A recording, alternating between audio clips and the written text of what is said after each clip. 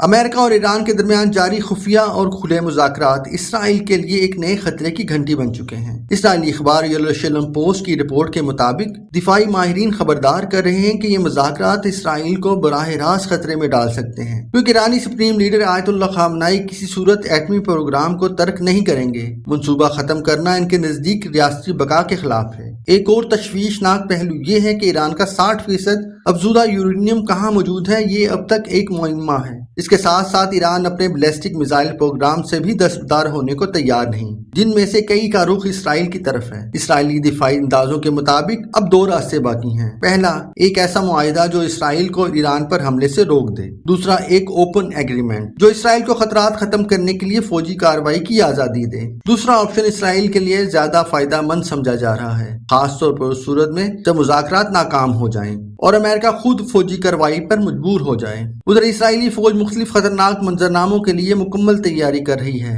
جن میں ایران کی جانب سے پراکسی گروپس کے ذریعے حملے بھی شامل ہیں۔ اسی تناظر میں نیتن یاہو اور ڈونلڈ ٹرمپ کی واشنگٹن میں ملاقات متوقع ہے، جہاں ایٹمی مذاکرات اور خطے کی سیکیورٹی پر فیصلہ کن بات چیت ہوگی۔ سوال یہ ہے، کیا یہ مذاکرات جنگ روکیں گے؟ کیا مشرق وسطیٰ ایک نئی آگ کی طرف بڑھ رہا ہے؟